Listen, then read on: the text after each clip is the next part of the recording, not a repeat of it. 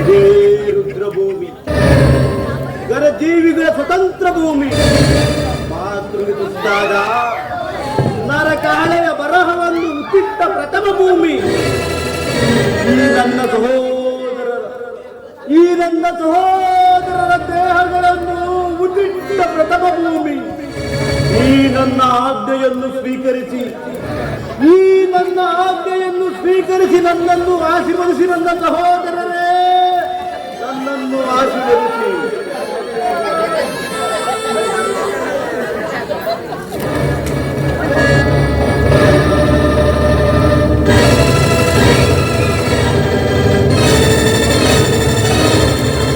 ಸೌಬಲರಾಜ ಶಕುನಿ, ಅಂದ ನಿನ್ನ ಗಾಂಧಾರ ವಂಶಕ್ಕೆ ಕಾರಣನಾದ ಆ ಕೌರವನನ್ನು, ಆತನ 99 ಮಂದಿ ಸಹೋದರನ್ನು ನಾಶ ಮಾಡುವುದಾಗಿ ನೀಗೈದ ಪ್ರತಿಜ್ಞೆ ಏನಾಯಿತು ನಿನ್ನ ಆಸನ?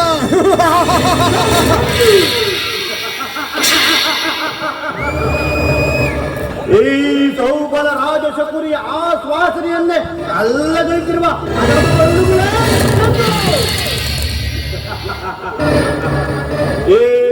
ಕುಕ್ಷಿ ಬಗೆವ ಕೂಟ ಕಂಠದ ಕರ್ಕಶಕೇಕೆ ಜಾಲೆಯನ್ನೇ ಪ್ರಚೋದನೆಯುತ್ತಿರುವ ಪ್ರಚಂಡ ಮಾರ್ಗದ ತಾಂಡವ. ಅಖಂಡ ಭರತ ಖಂಡಕ್ಕೆ ಕೂಟ ಕುಕ್ಷತೆಯ ಪ್ರವೀಣ, ಆಶ್ಚರ್ಯದ ಮಹಾ ನಿಪುಣ. ಈ ಸೌಬಲ ರಾಜ ಶಕುನಿಯೊಡನೆ ನಿಮ್ಮಗಳ ಸರಸ ಲಾಪ. ದುರ್ಯೋಧನ ಗಾಂಧಾರ ವಂಶೋದ್ಧಾರಕರು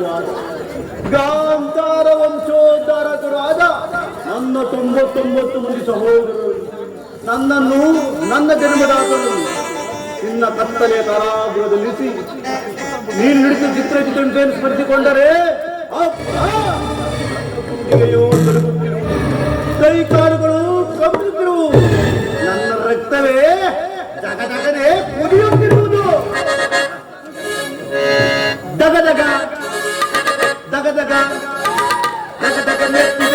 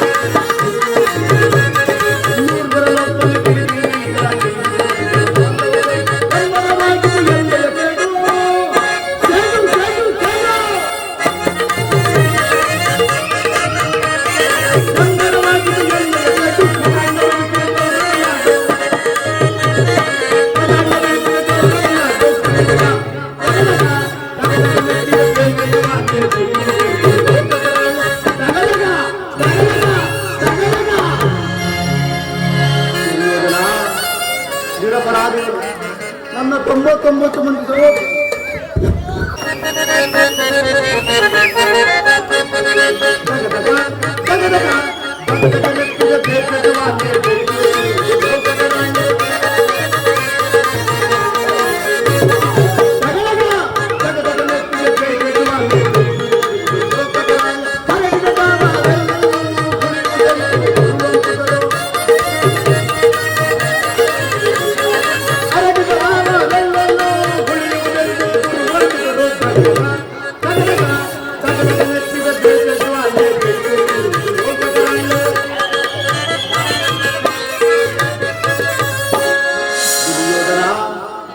ಅಂದು ನನ್ನ ಸಹೋದರರಿಗೆ ಒಂದು ಹಿಡಿ ಅನ್ನ, ಒಂದು ಒಳದ ನೀರು ಅವರೆಲ್ಲರೂ ನನಗಿತ್ತು. ನನ್ನಪ್ಪನನ್ನೇ ಉಳಿಸಿ ನಿನ್ನ ಮೇಲಿನ ಕಲಾ ತೀರಿಸಲೆಂದೇ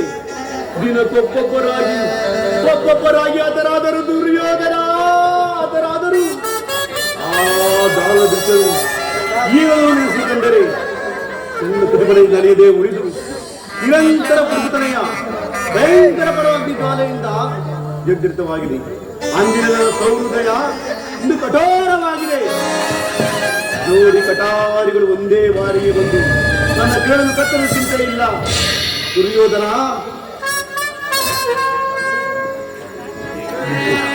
ಅಣ್ಣ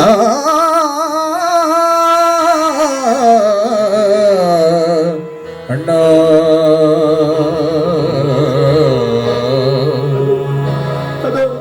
ಅದು ಆ ನನ್ನ ಸಹೋದರರು ಸ್ವರ್ಗದ ಬಾಗಿಲಲ್ಲಿ ನಿಂತು ಸೇಡನ್ನು ಮರೆತೆಯ ಅಣ್ಣ, ಸೇಡನ್ನು ಮರೆತೆಯ ಎಂದು ರೋಷಿಸುತ್ತಿರುವರು. ಸಹೋದರರೇ, ಇಲ್ಲ ಇಲ್ಲ, ದುರ್ಯೋಧನ ತುತ್ತು ಎಂಜಲ ಅನ್ನಕ್ಕೆ ಅಲೆಯುವ ನಾಯಿ ಎಂದು ಭಾವಿಸಿರುವಿರ? ಇಲ್ಲ ಇಲ್ಲ, ಹೇಳಬೇಡಿ ಹೇಳಬೇಡಿ ನನ್ನ ಹತಭಾಗ್ಯ ಸಹೋದರರೇ, ಹೇಳಬೇಡಿ.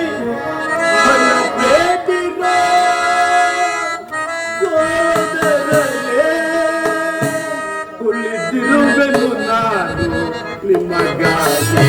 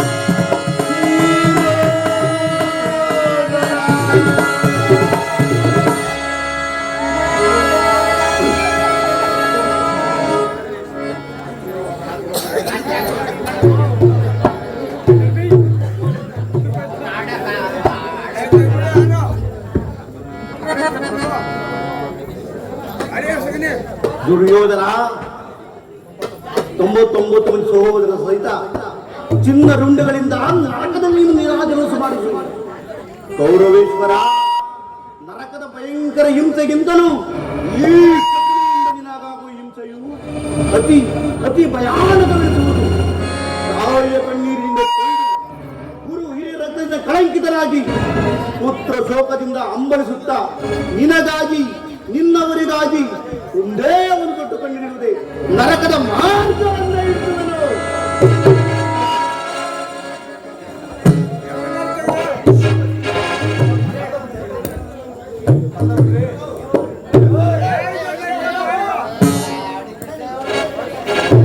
ಯಾರಿಗೆ ಮಾವ ನರಕದ ಮಾರ್ಗ? ಮತ್ತಿನ್ಯಾರಿಗೆ ನಿನಗೆ ಕೌರವೇಶ್ವರ ನಿನಗೆ ವೈರಿಗಳಾದ ಆ ಪಾಂಡವರಿಗೆ ಎನ್ನುವಷ್ಟರಲ್ಲಿ ಅದೇ ಕರಿಯಾಯಿಸಿದೆ ಎಬ್ಬುಲಿಯಿಂದ ಇಷ್ಟೊಂದು ಬೊಬ್ಬೆರವೆ. ಸಕುನಿ, ನಾನು ಮಾಡಿದ ಕಾರ್ಯವು ಯುಕ್ತವೇ ಮಾವ? ಚಿಂತೆ ಏಕೆ ಕುರುರಾಜ? ಜಯದ್ರಥ ಕೃತವರ ಮಾತುಗಳು ಸೈನ್ಯ ಸಮೇತರಾಗಿ ನಿನ್ನ ಸಹಾಯಕ್ಕೆ ಹೊರಟೆಂದು ದೂತನಿದಿನ ಸಮಾಚಾರವನ್ನು ತಂದನಲ್ಲವೇ? ಮಾವ, ನಾನು ಅದಕ್ಕಾಗಿ ಚಿಂತಿಸುತ್ತಿಲ್ಲ ಮಾವ. ನಾನು ಅಸಹಾಯ ಸೂರನು. ಈ ನನ್ನೆರಡು ತೋರ್ಬಲಗಳಿಂದ ಇಡೀ ಪಾಂಡವ ಸೈನ್ಯವನ್ನೇ ಅಲ್ಲೋಲ ಕಲ್ಲೋಲ ಮಾಡಬೇಕು. ಆದರೆ ಜಾತಿ ಹಿಂಸೆ ಸೂಯಿತಕರ ಇದು ಉಚಿತವಾದ ಕಾರ್ಯವೇ ಮಾವ. ಆದರೆ ನಾನು ಆ ದಿನ ದ್ವಾರಕ್ಕೆ ಹೋಗಿದಾಗ ಕೃಷ್ಣನು ಯುದ್ಧವು ಅಧರ್ಮವೆಂದು ಪರಿಪರಿಯಾಗಿ ಹೇಳಿದನು. ಆದರೆ ಆತನ ಮಾತನ್ನು ನಾನು ನಿರಾಕರಿಸಿ ಬಿಟ್ಟನು ಮಾವ. ಕೃಷ್ಣನು ಕ್ಷತ್ರಿಯಾತಿಯ ಪರಮ ವೈರಿ. ಅವನ ಮಾತು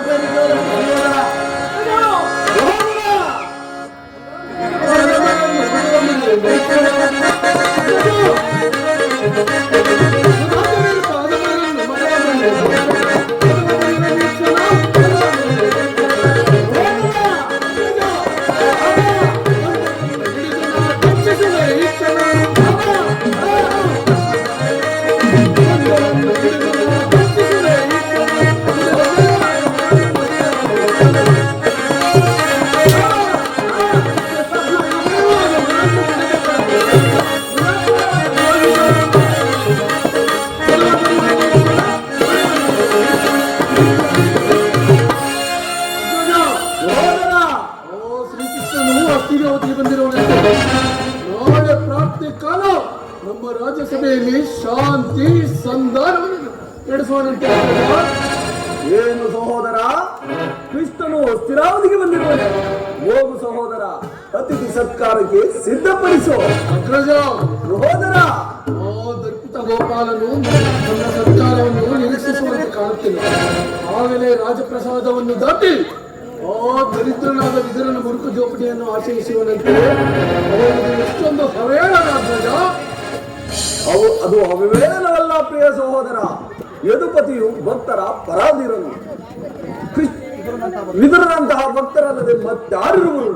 ಈ ದಿನ ವಿದುರನ ಸತ್ಕಾರವನ್ನು ಸ್ವೀಕರಿಸಿ ನಾಳೆ ನಮ್ಮ ಮಂದಿರಕ್ಕೆ ಬಂದೇ ಬರುವನು. ಹೋಗು ಸಹೋದರ, ಅತಿಥಿ ಸತ್ಕಾರಕ್ಕೆ ಸಿದ್ಧಪಡಿಸು.